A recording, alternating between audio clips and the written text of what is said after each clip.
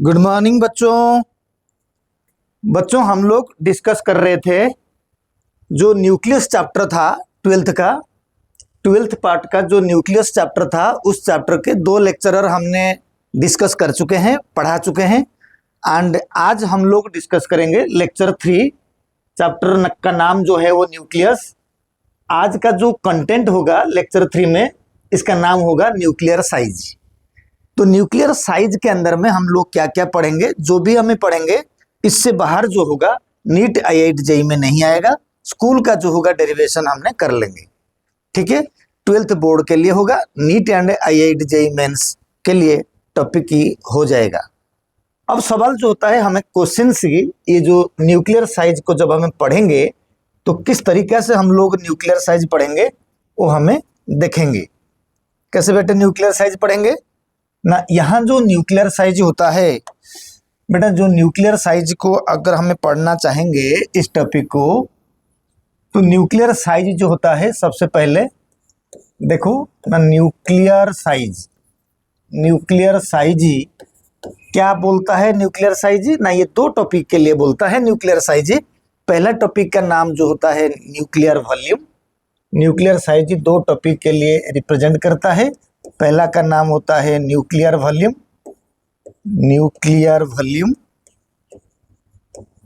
दूसरा नाम होता है न्यूक्लियर डेंसिटी। तो जो क्वेश्चन से आता है तो मैक्सिमम क्वेश्चन से न्यूक्लियर वॉल्यूम या रेडियस के ऊपर आता है। तो वॉल्यूम का मतलब क्या है, जिससे न्यूक्लियस का रेडियस जितना ज़्यादा होगा उसके वॉल्यूम्स मैक्सिमम होंगे। तो रेडियस ही directly proportional to volume of the nucleus. जिससे छोटा आटम का छोटा न्यूक्लियस होंगे वॉल्यूम्स, बड़ा आटम का बड़ा न्यूक्लियस होगा वॉल्यूम। जैसे जैसे आटम की नंबर बढ़ेगा, मास नंबर भी बढ़ेंगे, तो उसी हिसाब से न्यूक्लियस का जो वॉल्यूम होगा बढ़ेगा। एंड ऑफ कोर्स न्यूक्लियर जो रेडियस होगा वो इंक्रीज करेगा। रेडियस इंक्रीज करने के वजह से वॉल्यूम इंक्रीज करता है। तो अगर हमें यही टॉपिक ही पहले पढ़ेंगे, इन टॉपिक को हमने पहले पढ़ेंगे न्यूक्लियर वॉल्यूम, उसके बाद पढ़ेंगे न्यूक्लियर डेंसिटी, पूरे डेरिवेशन कर लेंगे, फिर आगे हमें जाएंगे।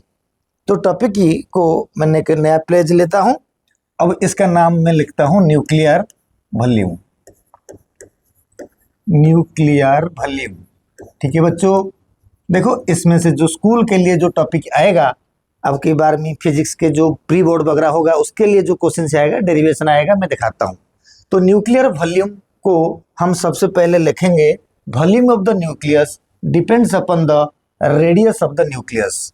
आप इसको लिख सकते हो ना, volume of the nucleus depends upon the volume of the nucleus depends upon the radius of the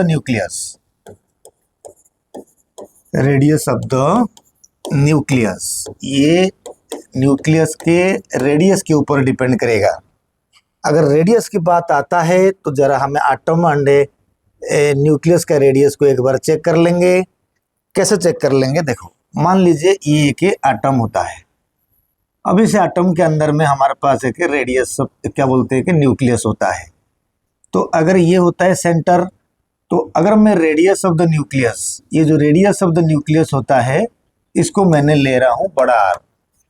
radius of the nucleus को लिया बड़ा आर, यहीं से डेरिवेशन होगा। अगर मैं रेडियस ऑफ द आटम कर दूं तो इसको मैं ले रहा हूँ छोटा आर।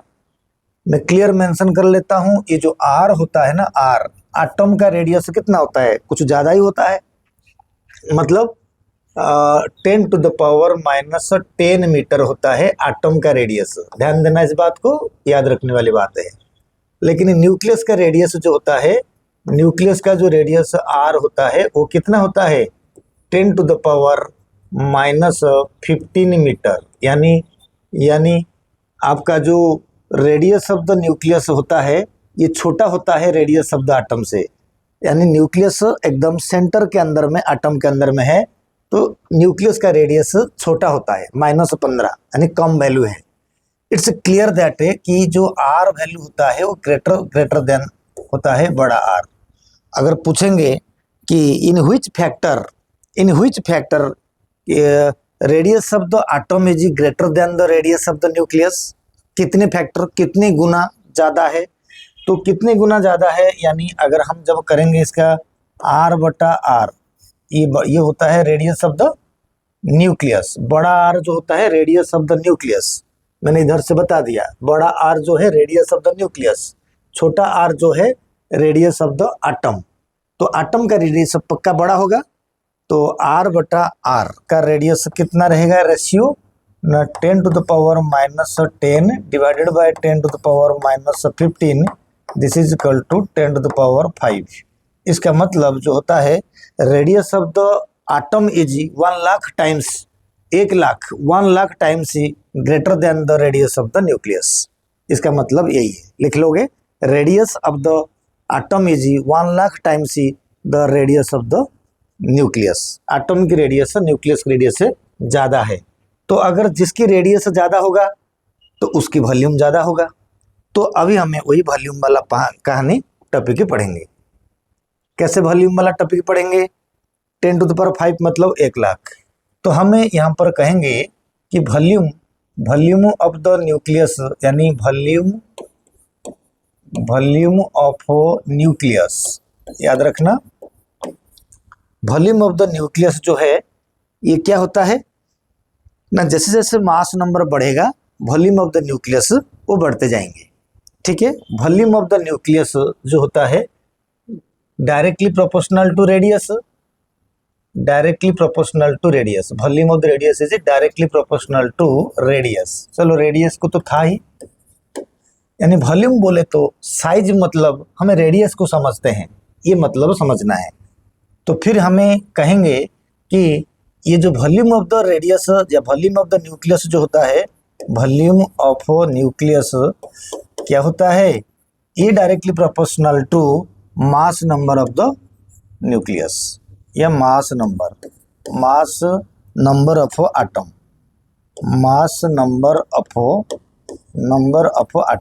मास नंबर न्यूक्लियस का वॉल्यूम डिसाइड करता है।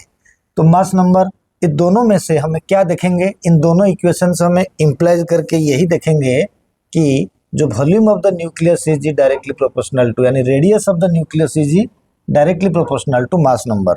क्या आ जाएगा, radius of nucleus is directly proportional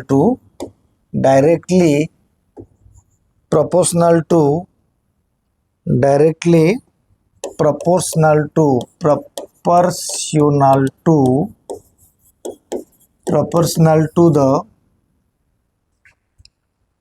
किसके साथ है, मास नंबर ऑफ एटम के मास नंबर के साथ डायरेक्टली प्रोपोर्शनल होगा। अगर यही बात को हमें डिराइव करेंगे, देख लिया आपने, डिराइव करेंगे तो कैसे करेंगे ना, जो रेडियस होगा यानी हम यहीं पर देखेंगे वॉल्यूम ऑफ द रेडियस, यानी मैं यहीं पर कहूँगा कि वॉल्यूम ऑफ न्यूक्लियस को हमें कैसा रिप्रेजेंट करेंगे 4/3 पाई r/3, राइट। तो अब हमें देखेंगे it is imply that derivation में जाएगा, डेरिवेशन में क्या जाएगा बच्चा ना, डेरिवेशन में होगा 4/3 pi r³ equal to, volume आ गया 4/3 पाई r³ इक्वल टू कहाँ जाएगा ना, मास नंबर क्या है, इक्वल टू मतलब डायरेक्टली प्रोपोर्शनल टू लिखेंगे, directly proportional to mass number. बस इतना ही कहानी मेन है। तो volume is directly proportional to mass number होता है A। तो यही जो रिश्ता है, इट इज इम्प्लाई दैट जो रेडियस होता है वो directly proportional to mass number, वही मैं आगे ऊपर कर रहा था। तो रेडियस अगर डायरेक्टली प्रोपोर्शनल टू है मास नंबर के साथ है, तो खाली radius is directly proportional to क्या हो जाएगा 1/3। अब डायरेक्टली प्रोपोर्शनल को अगर हमें हटा देंगे, R equal to R0 and A mass number के पावर 1/3। इसको आप देख लो कैसे हुआ, ये मास नंबर पावर 1/3। अभी इसको हमें क्या करेंगे, इक्वेशन बना दिया कि यही हमारा न्यूमेरिकल इक्वेशन होगा। ये अगर हमारी न्यूमेरिकल इक्वेशन होगा मास नंबर, तो मैं यहाँ से थोड़ा सा क्या करूँगा ना, इसको मैंने और भी न्यूमेरिकल इक्वेशन बनाऊंगा स्पेशल केसेस वाले। तो मैंने इट इज इम्प्लाइज करके ये बोल पाऊंगा आर बटा R not equal to R बटा आर नॉट। देखो आर बटा R not equal to A power 1/3। ये भी एक न्यूमेरिकल इक्वेशन हमारा हो सकता है, क्वेश्चन करेंगे। ये भी एक न्यूमेरिकल इक्वेशन हो सकता है।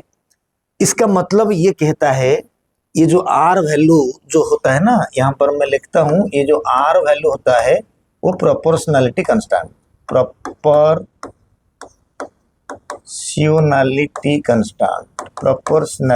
कांस्टेंट, ये आर वैल्यू कहता है। इसका वैल्यू कितना होता है, 1.2 फर्मी।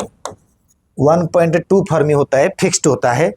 अगर हमें फर्मी का वैल्यू अगर लिखेंगे 1.2 इंटू 10⁻⁻15 मीटर, यानी आर का वैल्यू फिक्स्ड है। अगर मैं ये कहूँगा किसी भी रेडियस ऑफ द न्यूक्लियस का जो रेडियस होता है, उस radius of the nucleus and R not का जो रेशियो होगा वो मास नंबर का 1/3 के लिए रहेगा। सपोज हम जानते हैं कि 8 का जो क्यूब रूट होता है वो होता है 2।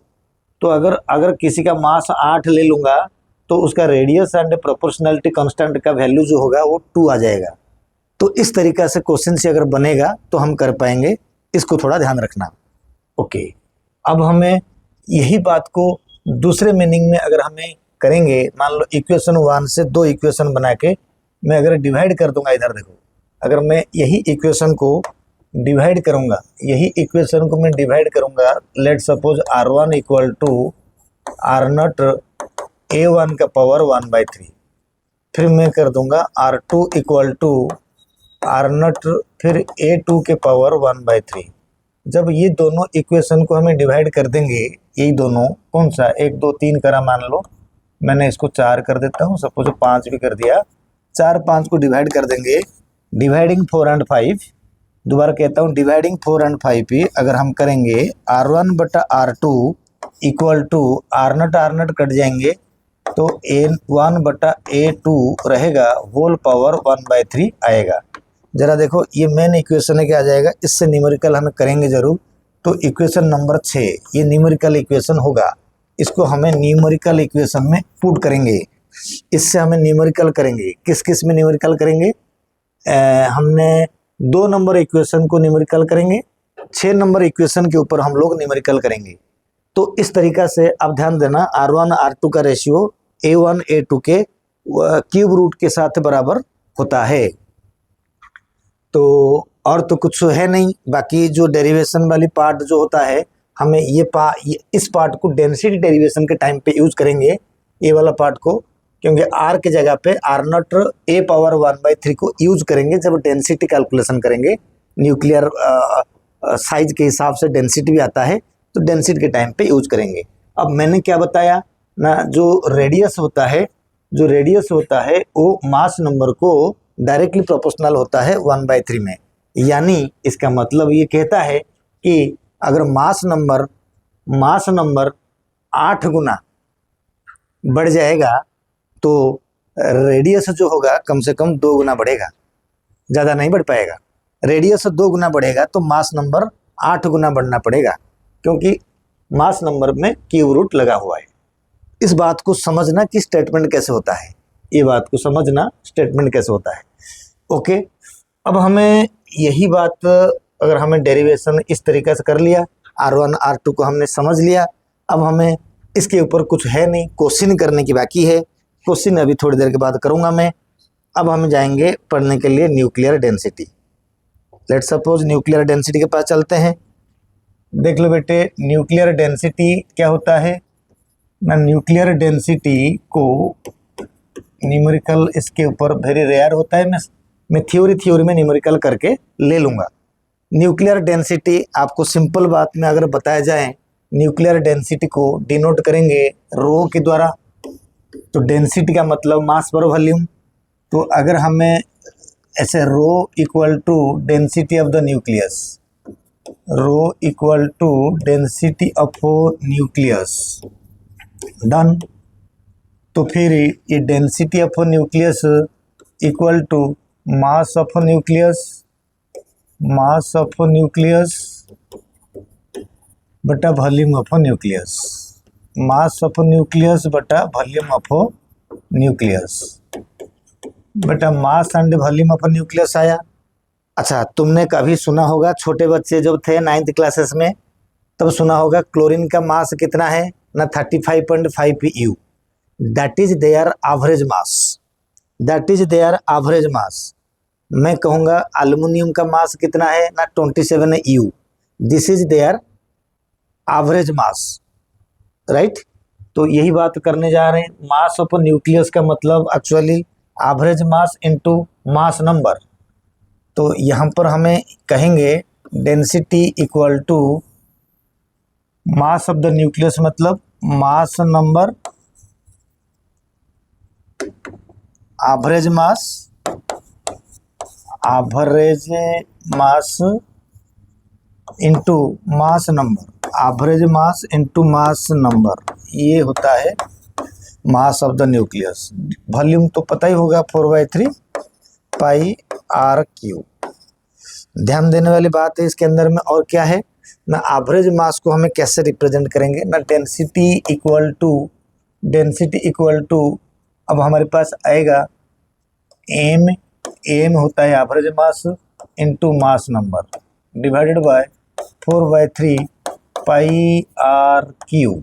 सी here what I written here, mass, this is the average mass. मैं इधर से कह सकता हूँ M is the average mass and A होता है मास नंबर। आप इसको मेंटेन कर दो, मास नंबर, इसको अच्छे से लिख लो, समझ लो, क्योंकि यहीं से न्यूमेरिकल बनता है। मास नंबर मतलब एवरेज मास दिया होगा, न्यूमेरिकल पूछेगा डेंसिटी कितना है, राइट।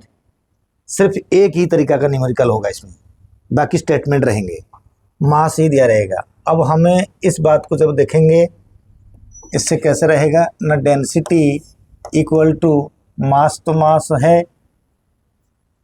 मास है इंटू ए है, चलो कोई बात नहीं, मैं दोबारा इस फार्मूला को लिख दिया, पाई इंटू आर क्यू। मैंने ये लिख के क्या करूँगा, आगे न्यूमेरिकल में जो फार्मूला ज़रूरत है उसको यहाँ डिराइव करता हूँ। मैंने इसको क्रॉस मल्टीप्लाई कर देता हूँ, क्रॉस मल्टीप्लाई करके बेटा क्या आता है ना, रो के साथ आ जाएगा 4/3 pi R cube equal to M into A. मैंने क्रॉस मल्टीप्लाई करा, कोई न्यूमेरिकल निकालूंगा। तो अब यहाँ से जो आर क्यूब होता है वो डायरेक्टली प्रोपोर्शनल टू ए के साथ होता है। इसका मतलब यही निकलता है कि R cube is directly proportional to A. अब इस बात को अच्छे से समझ लेना, ए मतलब मास नंबर। अच्छा, ये जो आर क्यू जो है मास नंबर को भी डायरेक्टली प्रोपोर्शनल होता है। तो अभी यानी और दोबारा जब हम करेंगे, ये आर क्यूब जो है ये मास को भी डायरेक्टली प्रोपोर्शनल होता है, आर क्यूब जो है मास को भी डायरेक्टली प्रोपोर्शनल होता है।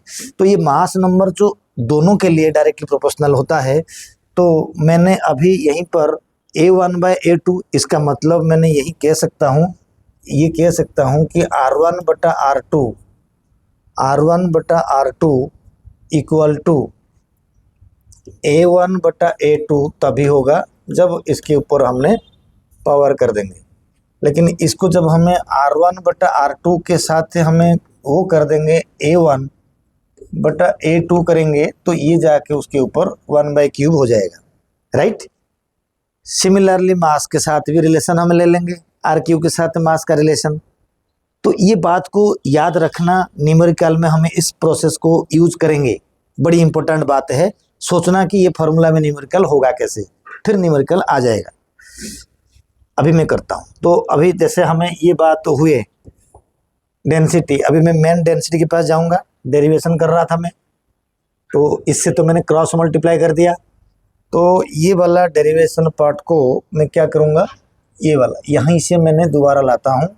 कैसे ना, density equal to M into A divided by 4/3 pi R cube. चलो मैं अब आगे डेरिवेशन जो बुक कहता है, बुक वाला डेरिवेशन जैसे होगा, तो यहाँ पर जैसे हमें कहते हैं ये आर आया, मैंने बोला होगा आर क्या होता है ना, आर का वैल्यू, ये जो आर होता है ना, रेडियस में पढ़े थे हमने, रेडियस में पढ़े थे R equal to R not and A to the power 1/3, ये बात हमने रेडियस के साथ पढ़े थे, उसको इधर पुट करेंगे तो डेंसिटी इजकल टू 3 को ऊपर ले लेंगे 3a में इंटू ए अभी है कट जाएगा, 4 पाई इंटू ये जो आर का क्यूब होगा आर नॉट ऐसे आ जाएगा, आर नॉट एंड ए का 1/3 इसके होल हो जाएगा cube.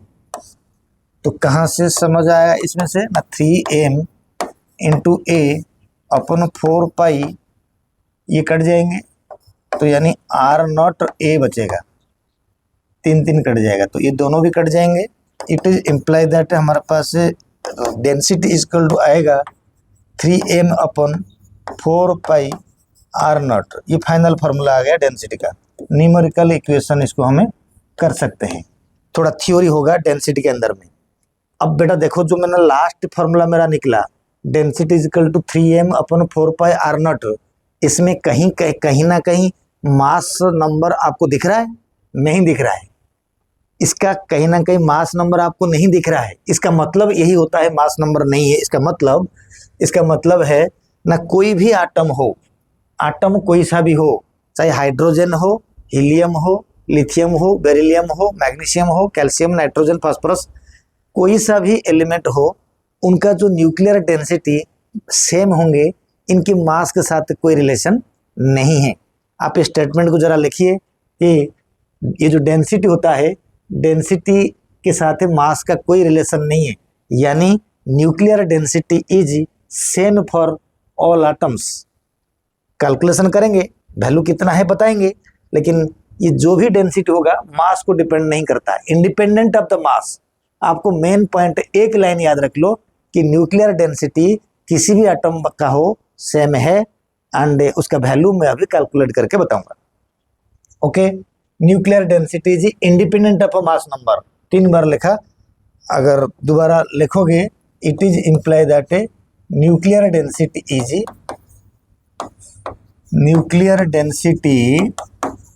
Is not depend on the, not यानी इंडिपेंडेंट कर सकते हो, not depend on mass number, A लिख दिया मैंने, ठीक है, मास नंबर के साथ डिपेंड नहीं करता है न्यूक्लियर डेंसिटी, मेन फार्मूला। तो अगर इसी फार्मूला के साथ बच्चा, जब हम इसी फार्मूले के साथ हम लोग क्या करेंगे कि एक मास का वैल्यू ले लेंगे तो न्यूमेरिकल निकल जाएगा। ठीक है, एक मास, कौन सा मास लें, मैं एक न्यूमेरिकल यहीं करके निकल जाता हूँ। एक काम करता हूँ मैं सिंपल में, इफ मास इजकल टू कितना लें, if mass is equal to, formula देख लो, ठीक है, if M is equal to 1 AMU, अगर एक छोटा सा 1 AMU का मास में ले रहा हूं तो 1 AMU लेंगे तो इसका value equal to 1.67 into 10 to the power -27 kg आता है, पहले से पढ़े 1 AMU का मतलब। तो फिर हमें जब डेंसिटी ऑफ द न्यूक्लियस की फाइंड आउट करेंगे, ये आता है 3 into 1.67 into 10 to the power -27 kg आ जाएगा, डिवाइडेड बाय 4 के बाद इंटू पाई का मतलब 22/7 लेंगे इंटू आर नॉट, यानी कहाँ पर आ गया, इधर देखो फार्मूला का है आर नॉट, इसमें से आर नॉट के क्यूब आएगा, फार्मूला के अंदर में आर नॉट के साथ क्यूब आ जाएगा, क्योंकि जब ये वैल्यू बढ़ेगा तो ये क्यूब आ जाएगा, इधर से भी आर नॉट का क्यूब रहेगा।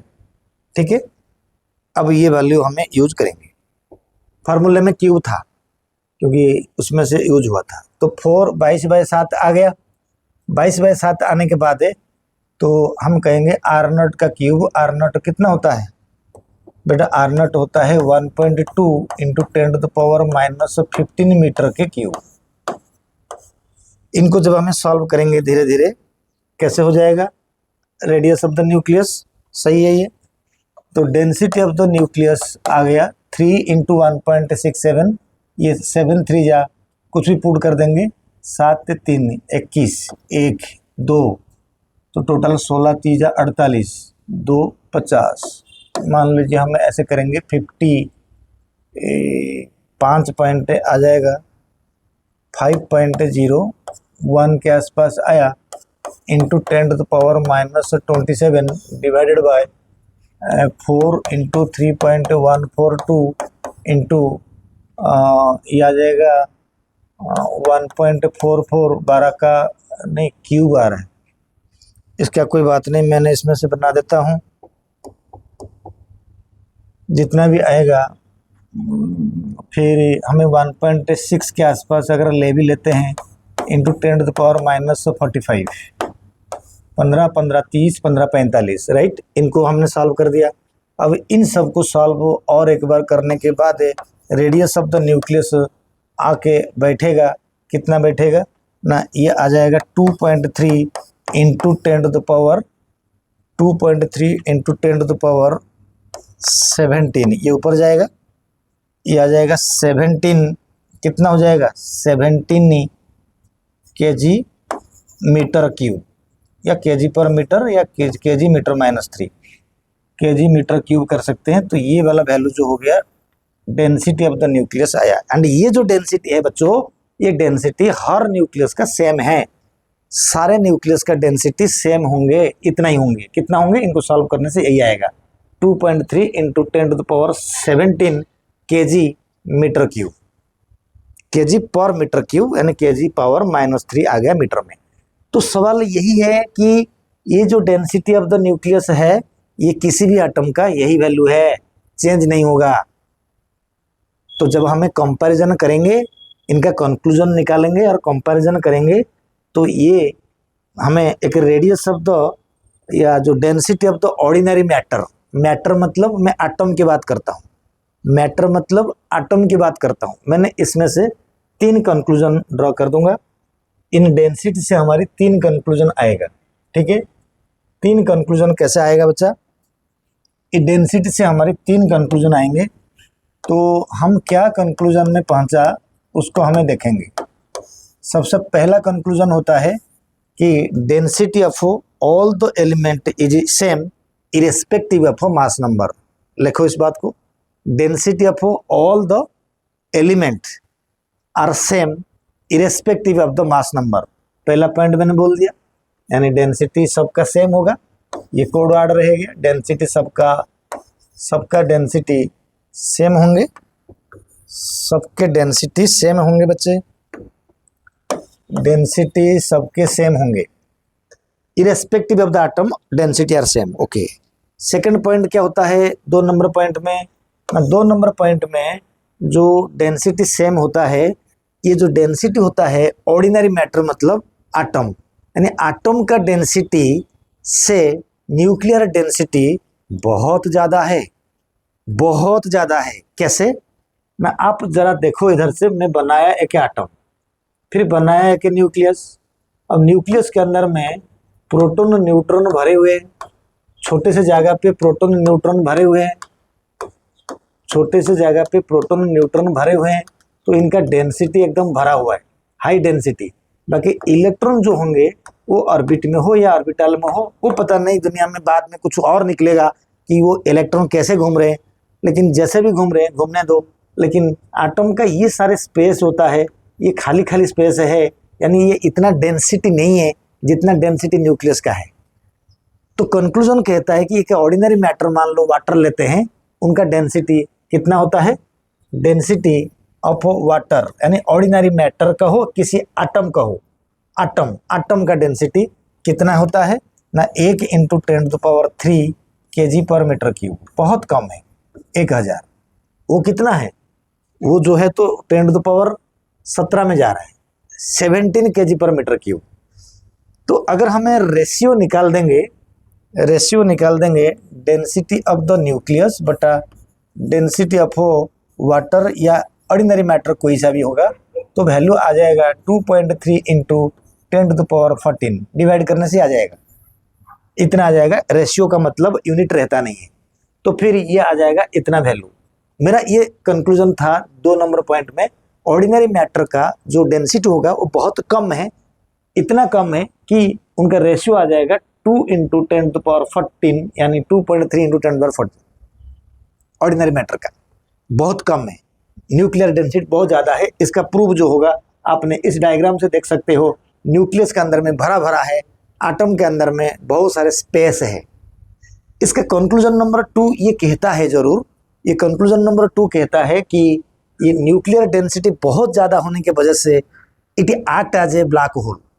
जिस तरीका से ब्लैक होल के आसपास में कोई चीज़ जाएगा वो वहाँ से निकल के आ नहीं पाएगा, ठीक है उसी तरीका से न्यूक्लियर डेंसिटी बहुत ज़्यादा होने की वजह से इलेक्ट्रॉन क्या करता है, न्यूक्लियर फोर्स की वजह से, सॉरी क्या बोलते हैं, इलेक्ट्रॉन न्यूक्लियस का इफेक्ट की वजह से वो इलेक्ट्रॉन उसके चारों तरफ घूमता है। तो due to density of nucleus is very very very high, so electrons are compulsory bound to revolve around the nucleus, just like planets are revolving around the sun. Similarly, electrons are revolving around the nucleus. ये बात समरफेल्ड ने कहा था, planetary theory of atom, ये हमारा syllabus में नहीं है। तो ये जो कहानी आता है कंसेप्ट के अंदर में कि न्यूक्लियर डेंसिटी बहुत ज़्यादा है, 10⁻14 के फॉर्म में ज़्यादा है, तो आटम के अंदर में बहुत सारे स्पेस है, इसका कंक्लूजन यही है। आटम के अंदर में बहुत सारे स्पेस है एंड उस स्पेस में इलेक्ट्रॉन न्यूक्लियस के चारों तरफ घूमना कंपलसरी है क्योंकि न्यूक्लियर डेंसिटी बहुत ज़्यादा है। ये कंक्लूजन आता है, आप इस 2 कंक्लूजन को लिखोगे, ठीक है। पहला कंक्लूजन था density of all the elements are same, density of nucleus of all element are same. Second conclusion था density of the nucleus is very very larger than the density of ordinary matter like water या like any atoms. It implies that atom has a lot of free space and electrons bound to revolve around the nucleus in a strong force of attraction. तीसरा point क्या होता है conclusion में हमारा आता है, conclusion का तीसरा नंबर पॉइंट में ये आता है कि जो ये आटम है, मान लो दोबारा बनाया कि आटम बनाया, ये न्यूक्लियस बनाया, ये न्यूक्लियस के अंदर में डेंसिटी जो होगा, ये जो सेंटर में बहुत ज़्यादा है, वो धीरे धीरे धीरे धीरे जो पेरीफेरी के पास आता है, पेरिफेरल रीजन में न्यूक्लियर डेंसिटी लगभग 0 हो जाता है। पेरिफेरल रीजन पे यानी लिखोगे कि at the periphery of the nucleus nuclear density is approximately 0 but it is maximum at the centre of the nucleus, that's it. ये 3 पॉइंट जो था आप इस बात को जरूर लिख लेना। तो न्यूक्लियर डेंसिटी यही हुआ। बेटा न्यूक्लियर डेंसिटी में कोई न्यूमेरिकल नहीं है, मैं एक क्वेश्चन से न्यूमेरिकल लेके अगर कर देता हूँ क्वेश्चन नंबर में कि सपोज आयरन का मास जो है, एवरेज मास जो है कितना है 56, मतलब 55.8 U। अगर इतना है उसका एवरेज मास, उसका डेंसिटी कितना है? भाई सिंपल है ना, density of iron equal to 3 × 55.8 into U को कन्वर्ट करेंगे 1.67 ×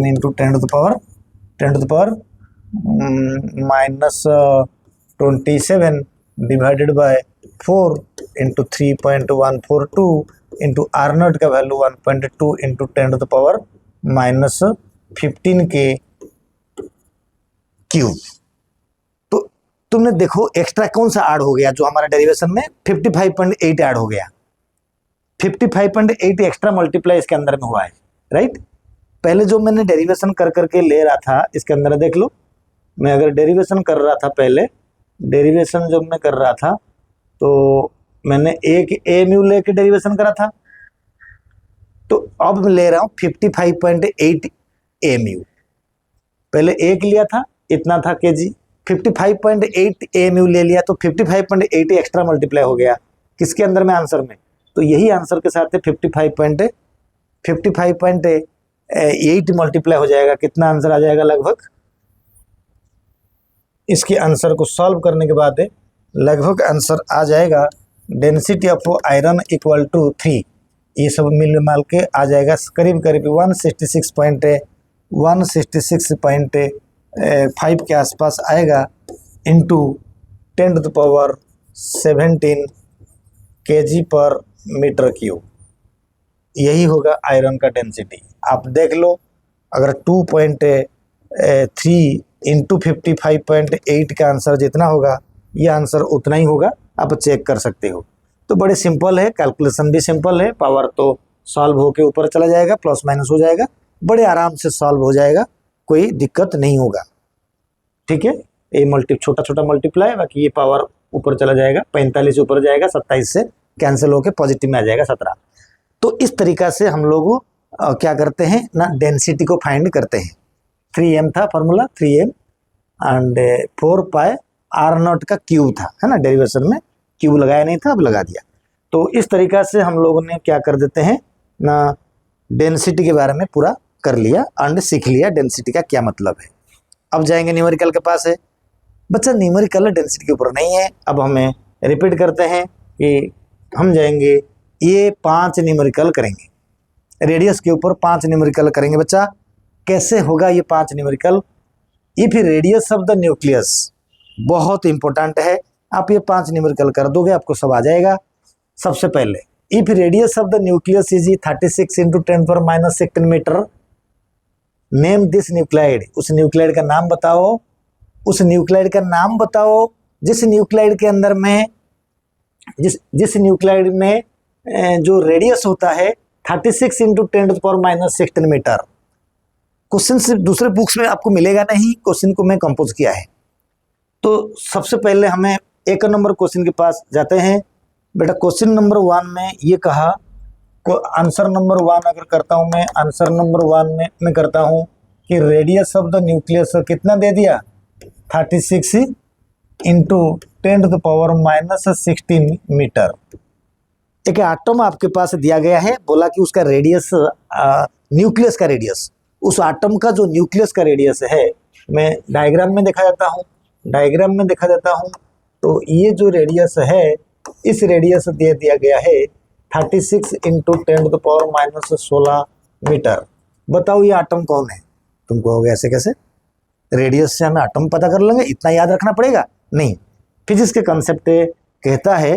तो हमको पता क्या है बच्चा ना, हमको पता है, मैंने बोला था फार्मूला क्या है, R/R0, याद है?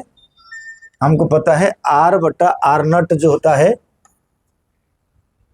हमको पता है R/R0 जो होता है क्या होता है, equal to A to the power 1/3। यही पता है ना, नहीं बताओ, A टू द पावर 1/3। ये फार्मूला हमने डिराइव किए थे। अगर आपको डेरिवेशन याद नहीं है, देखो साइड में डेरिवेशन कर देता हूँ।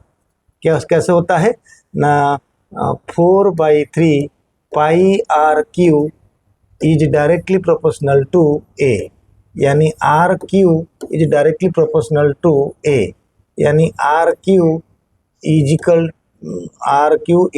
To R0 A to the power 1/3, यानी ये पावर को एक साथ लगा दिया।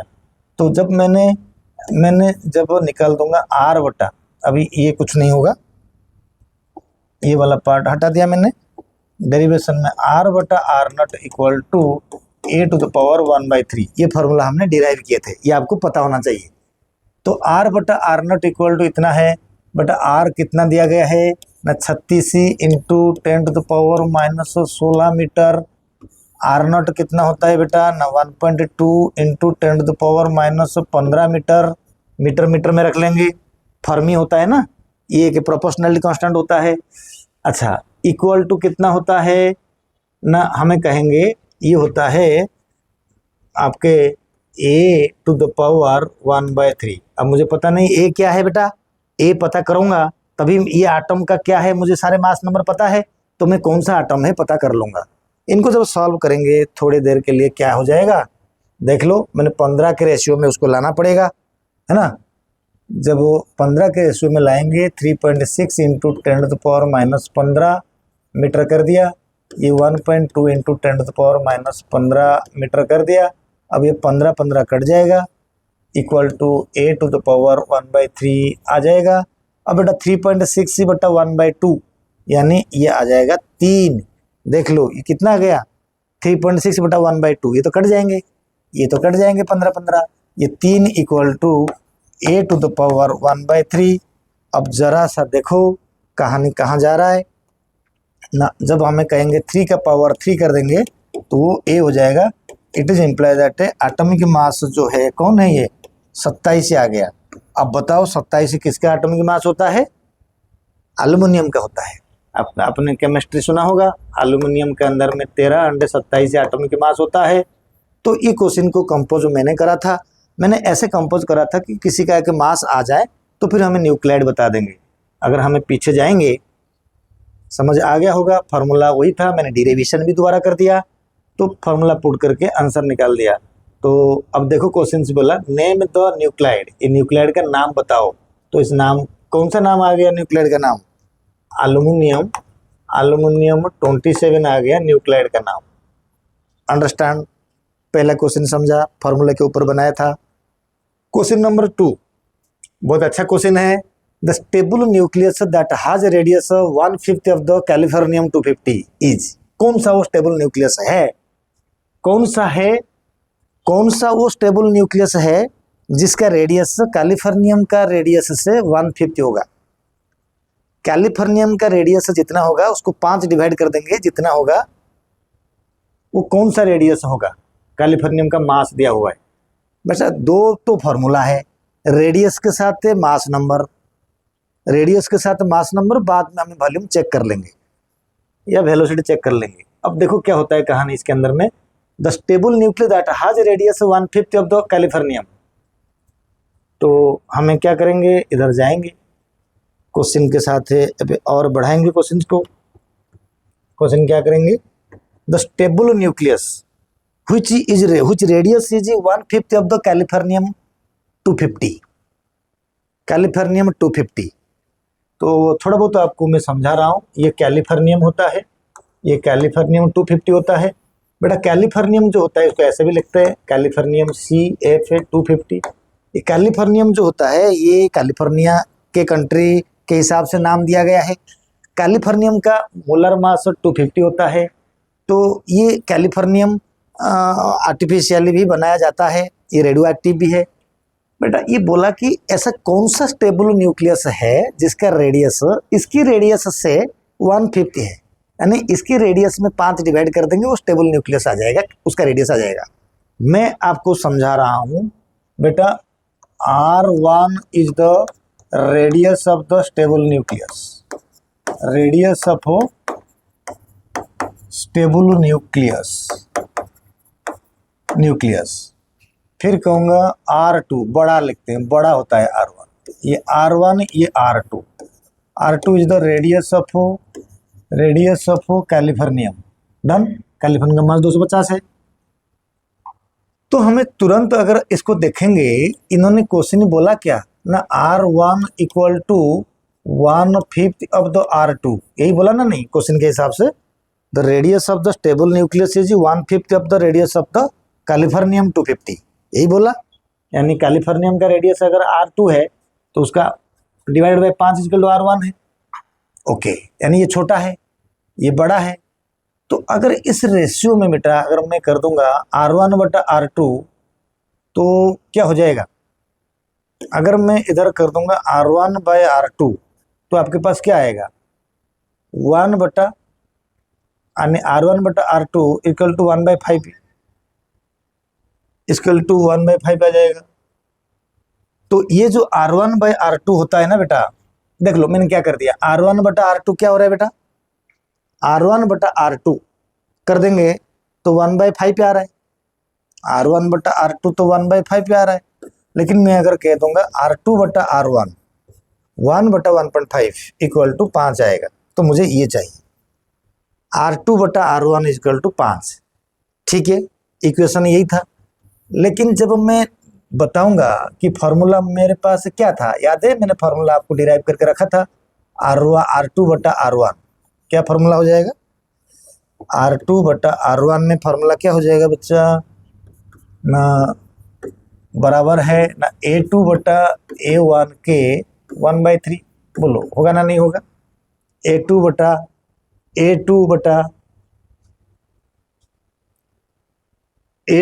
A1 का 1/3 हो जाएगा। ठीक है, R2 बाय R1 रेशियो कितना होता है? 5 होता है ना बेटा, 5 होता है ना। तो 5 इक्वल टू A2 बटा A1 के पावर में 1/3 आएंगे। आएंगे, देख लो, यहीं सॉल्व कर देता हूँ, यहीं सॉल्व कर देंगे तो 5 इजकल 20। अच्छा, ये 1/3 को इस तरफ ले लेंगे तो 5 का पावर 3 हो जाएगा, इक्वल टू A2 बटा A1 हो जाएगा, 125 बटा A2 बटा A1 हो जाएगा। अब A1 इक्वल टू A2 बटा 125 हो जाएगा। जरा देखो A2 क्या है, कैलिफोर्नियम, सेकंड वाला कैलिफोर्नियम है ना, कैलिफोर्नियम का मास दिया हुआ है 250। A1 इक्वल टू 250 बटा 125 इक्वल टू 2। ऐसा कौन है जिसका मास 2 है ना? Deuterium, it is stable nuclear है। ड्यूटेरियम को ऐसे लिखते हैं H102, तो यही वाला है। हालांकि इसमें ऑप्शन था, मैंने ऑप्शन रखा नहीं। तो कैलिफोर्नियम, कैलिफोर्नियम का मास होता है 250।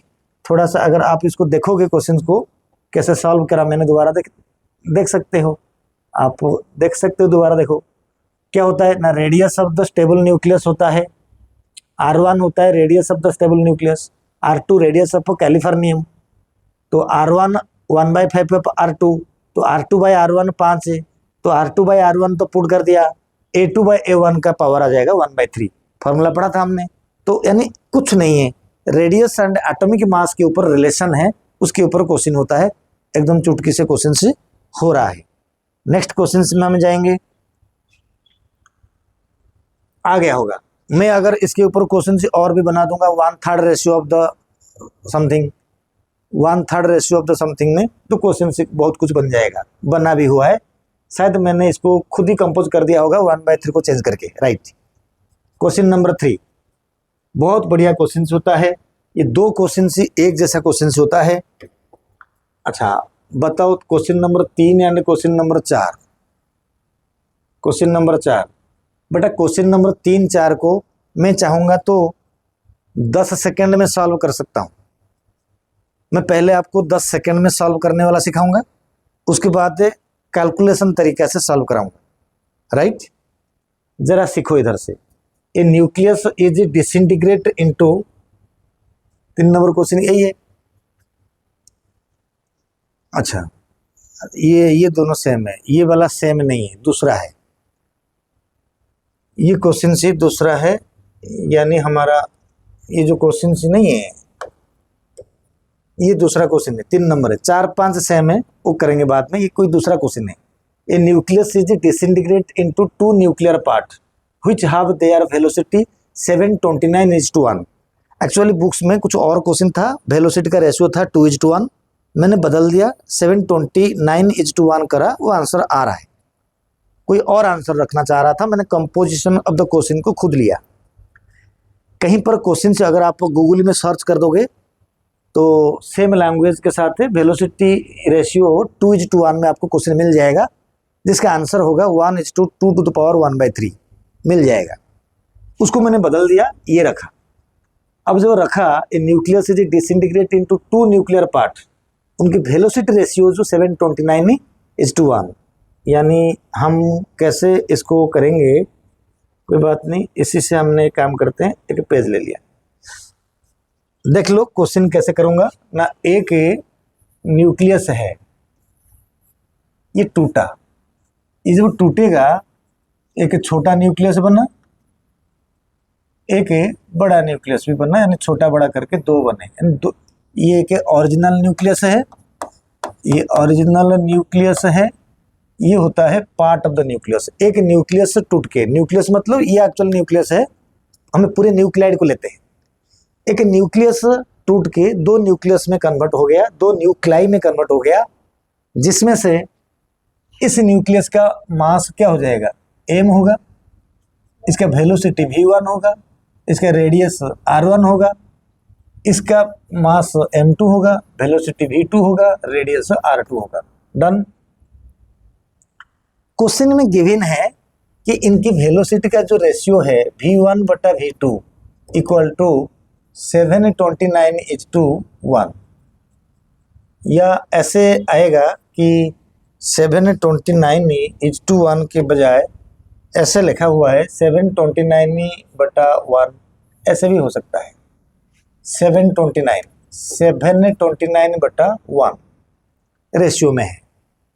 ऑफ कोर्स छोटा न्यूक्लियाई ज़्यादा मूवमेंट करेगा, वेलोसिटी साइज के हिसाब से जितना छोटा साइज होगा उतना वेलोसिटी बढ़ेगा, यानी साइज को वेलोसिटी इन्वर्सली प्रोपोर्शनल है। तो क्वेश्चन में गिवन भी है v1 v2, यानी इसकी स्पीड ज़्यादा है, इसकी स्पीड कम है।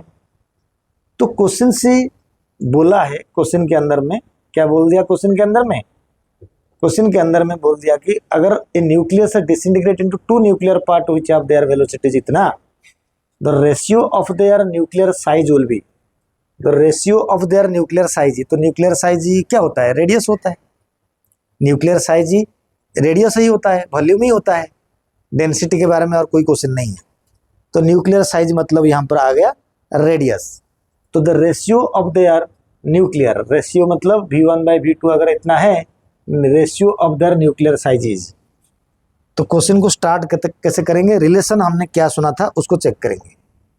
ये तो है रिलेशन, हमने क्या सुना था बेटा ना, हमने रिलेशन यही सुना था कि R1/R2 equal to M1/M2 equal to V2/V1। ये हमने सुना नहीं था, ये कैसे करेंगे मैं उसको करके दिखाता हूँ।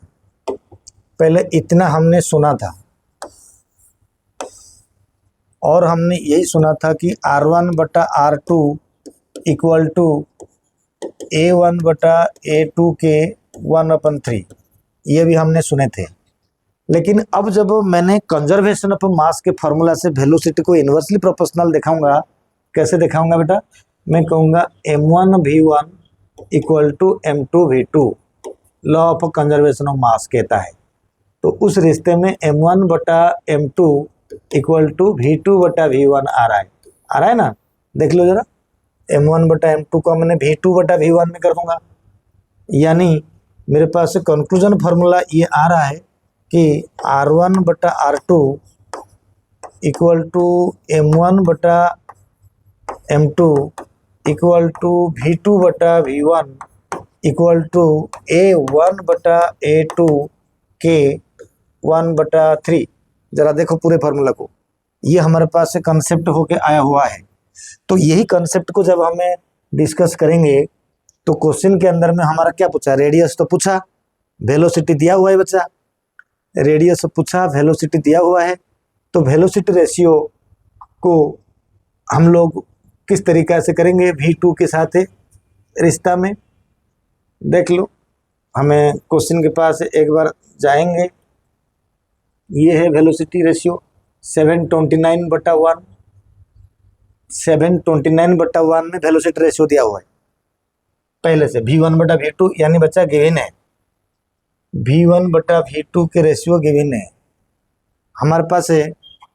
देखो R1/R2 A1 के हिसाब से था, तो वेलोसिटी रेशियो को हमें कहाँ से लाएंगे, वेलोसिटी रेशियो हमारे पास है किस तरीक़ा से मिलेगा वेलोसिटी रेशियो बेटा ना, वेलोसिटी ये A1 यानी A1/A2 के हिसाब से मास रेशियो भी 1/क्यूब में जा रहा है, तो ये आता है V2/V1। तो मैं अगर इस रेशियो को कर दूंगा R1/R2 इक्वल टू V2/V1 के 1/3, ये आ जाएगा। यानी इस फार्मूला के अंदर में ये भी था, यानी मास के साथ वेलोसिटी का जो रिलेशन होगा इस तरीक़ा से होगा, तो V2/V1 1/3 रेशियो होगा ये फार्मूला में। फार्मूला को अगर हमें टेक्निकली चेक करेंगे फार्मूला के अंदर में किस तरीक़ा से हो रहा है, इसको हमें देख पाएंगे। यानी जैसे M1 एंड M2, इधर देखो ना, R1/R2 M1 M2 को ये रिश्ता ये था, है ना, तो A1 के साथ था।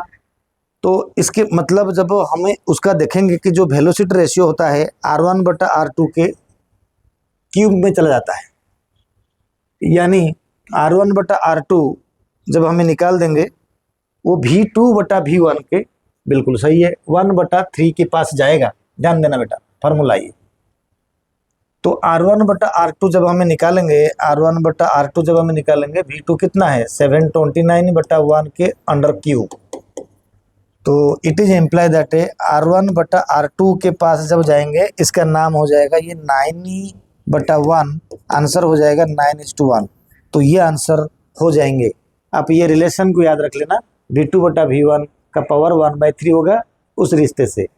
कहाँ से ना, जब हमने फार्मूला देखेंगे ना, एक फार्मूला मैं तुमको दिखा रहा हूँ कहाँ से आया, थोड़ा आपको भी पता चल जाएगा। सबसे पहले M1 V1 equal to M2 V2 and M1 बटा M2 इक्वल टू V2 बटा V1। तो पहला कहानी तो यही है, ठीक है। और दूसरा बात ये होता है, तो हमारे पास जो डेंसिटी के फार्मूला था, डेंसिटी के फार्मूला जो था, तो फिर M1 बटा M2 जो हमें ये पता है M is directly proportional to RQ। तो यानी M1 बटा M2 equal to actually R1 बटा R2 के पावर Q। ये था, मैं चेंज कर दूंगा कॉन्सेप्ट को। तो ये देखो, यानी मैं यही कह सकता हूँ V2 बटा V1 इक्वल टू R1 बटा R2 के पावर Q। जरा देख लो इसको, कहाँ पर था, V2 बटा V1 इक्वल टू R1 बटा R2 के पावर Q। हाँ, ये तो फार्मूला है, ये फार्मूला हम किए थे। तो यहाँ पर जब देखेंगे V1 बटा V2 इक्वल टू R2, मतलब यहाँ से हमें अलग ले लेंगे, this is equal to R1 बटा R2 के Q। तो ठीक उसी तरीक़ा से जैसे मैंने यहाँ पर बनाया, फार्मूला कहाँ से आ गया आपको पता चल गया, V2 बटा V1 इक्वल टू R1 बटा R2 का क्यूब। तो उसी रिश्ते में जब हमने V2 बटा V1 पहले से पता था, या R1 बटा R2 जब हमें निकालेंगे, तो V2 बटा V1 के पावर 1/3। आप यही फार्मूला यूज करके उस क्वेश्चन को करोगे, जो मैंने कर दिया, आंसर से 9.1 है, ठीक है ना। फार्मूला कहीं बाहर से नहीं है, वेलोसिटी से है। बेटा नेक्स्ट क्वेश्चन सी के पास हम जाएंगे। नेक्स्ट क्वेश्चन सी, जो 4 नंबर और 5 नंबर क्वेश्चन का कॉन्सेप्ट जो है, मैं आपको क्या करूंगा, पहले टेक्निक सिखाऊंगा, फिर बाद में सॉल्व कराऊंगा। कैसे ना, mass number of helium and sulphur is respectively as 4 and 32। तो fraction of sulphur size with respect to the helium, size मतलब radius. Mass number of the helium and sulphur is respectively as 4 and 32। मैंने technique सिखाता हूँ, सुनो। बड़े मास को छोटे मास में डिवाइड कर दो, डिवाइड करके उसको क्यूब रूट निकाल दो, आ गया आंसर। तो 32/4 कितना है, 32/4 इक्वल टू 8 है, 8 का क्यूब रूट हो जाएगा 2।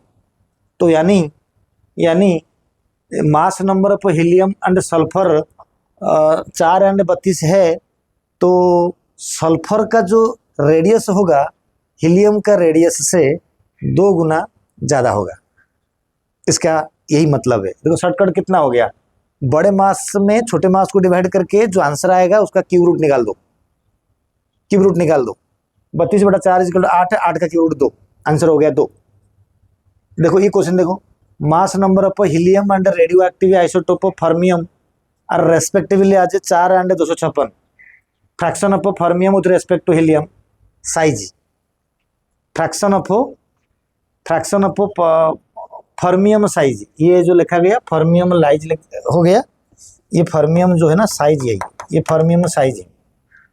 Fraction of fermium size with respect to helium will be, तो साइज क्या हो गया, रेडियस। तो 256 मास दिया हुआ है, 256/4 इक्वल टू कितना, 64। 64 का क्यूब रूट कितना होगा, 4। यानी फर्मियम का साइज हीलियम के साइज के 4 गुना ज़्यादा है। आपको तरीका मालूम चल गया क्वेश्चन कैसे करना है। अब मैंने एक क्वेश्चन करके 4/32 दिखाता हूँ, इसको आप कर लोगे कैसे। 4/32 का एक क्वेश्चन से मैं करूँगा, तो इसको हमें जाएंगे, चलिए इसको छोड़िए, मैंने एक पेज ले लिया। फिर तो कैसे ले लेंगे बेटे ना, हीलियम का मास होता है 4, सल्फर का मास होता है 32, हीलियम का मास मतलब हमने इसको M1 ले लिया, इनको M2 ले लिया, M1 एंड M2 ले लिया 4/32, ठीक है। अगर मैं कहूँगा इधर से M2 बटा M1 का रिश्ता क्या होगा मास नंबर के साथ है, M2 रेडियस के साथ है। चलो M2 के छोड़िए, ये तो मास आ गया ना, मास नंबर मतलब मैंने सपोज कह दूंगा A2 बटा A1, इसको छोड़ दीजिए, इसको हटा दीजिए। A2 बटा A1 बेटा कितना हो जाएगा ना, A2 बटा A1 जो है हमारे पास है 32/4 हो जाएगा, ठीक है। इक्वेशन 1 रहा। तो A2 रेडियस का रिश्ता क्या है आप बताओ जरा। A2 सेम रिश्ता हो जाएगा R2 बटा R1 इक्वल टू R2 बटा R1 इक्वल टू A2 बटा A1 के 1/3 होता है।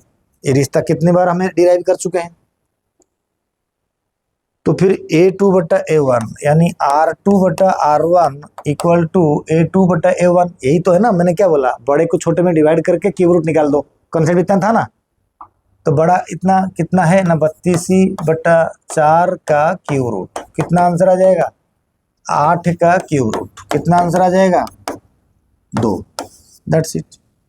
तो यानी मेरा ये कहने का मतलब हीलियम का मास अगर 4 था तो सल्फर का मास था 32 ही, ये 4 था ये 32 था, तो सल्फर का रेडियस हीलियम से 2 गुना ज़्यादा है, 2 गुना ज़्यादा है।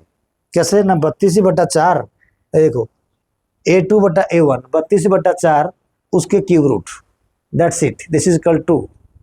तो सिमिलरली आप लोग क्या करोगे, जो नेक्स्ट वीडियो होगा, ये जो mass number of helium radium and radioactive element fermium are respectively as 4 and 256। तो यही क्वेश्चन को अगर हमें यहीं पर सॉल्व कर देना चाहेंगे, बड़ा आराम से सॉल्व ये हो जाएगा, बहुत फर्मियम वाला कंफ्यूजन नहीं होना। तो आप यही कहोगे कि R2 बटा R1, मैं डायरेक्ट बोल चुका हूँ, R2 बटा R1 इक्वल टू A2 बटा A1 के under cube root, this is equal to 256/4 के cube root, this is equal to 64 के cube root, this is equal to 4। यानी फर्मियम का रेडियस हीलियम के रेडियस से 4 गुना ज़्यादा है, 4 गुना ज़्यादा नहीं है। ये मास नंबर बहुत बढ़ने से रेडियस थोड़ा कम बढ़ता है, मास नंबर बहुत ज़्यादा बढ़ने से रेडियस थोड़ा कम बढ़ता है। तो वो इस तरीका से सॉल्व हुआ है। तो आई थिंक मैंने nuclear size and nuclear density जो है, न्यूक्लियर वॉल्यूम जो है, रेडियस वाला कंसेप्ट है, इनको मैंने पूरा करा दिया। क्वेश्चन से आप लोगों के सामने मैंने 5 क्वेश्चन ये दिया। डेंसिटी के ऊपर आयरन का मैंने सॉल्व करा। आप इतनी क्वेश्चन करो एंड ये फार्मूला वगैरह आपको पता हो तो आप आराम से कॉम्पिटिटिव एग्जाम में बैठ जाओ, इससे क्वेश्चन आपका छूटेगा नहीं। टेक्निक ही ऐसे ऐसे पता रखा करो, बड़े मास बटा छोटा मास का या फार्मूला को बहुत तेजी से, बहुत बढ़िया से फार्मूला को अगर पता किया होगा, बड़ा मास बटा छोटा मास का क्यूब रूट, दैट्स इट, तुरंत न्यूमेरिकल सॉल्व हो जाएगा फ्रैक्शन के फॉर्म में, ठीक है। या R2 एंड R1 के फॉर्म में भी क्वेश्चन सॉल्व हो जाएगा। यही था न्यूक्लियर साइज 3 नंबर लेक्चर। हम 4 नंबर लेक्चर में पढ़ेंगे बाइंडिंग एनर्जी। हमें नेक्स्ट वीडियो में बाइंडिंग एनर्जी पढ़ाएंगे एंड बाइंडिंग एनर्जी बढ़िया से डिस्कस करेंगे, सारे तरीका हो जाएगा। उसके बाद मैंने ज़रूर क्या पढ़ाऊँगा, रेडियो एक्टिविटी के जो फर्स्ट ऑर्डर न्यूक्लियर डिसइंटीग्रेशन का जो क्वेश्चंस वगैरह होता है उसको मैं क्लियर करूँगा। वो आपका जेईई मेंस एंड एडवांस को कवर करेगा, केमिस्ट्री केमिकल काइनेटिक्स को भी कवर कर लेगा, ठीक है। आप चैनल को सब्सक्राइब कर लो, आगे आपका फ़ायदा होगा। Thank you very much.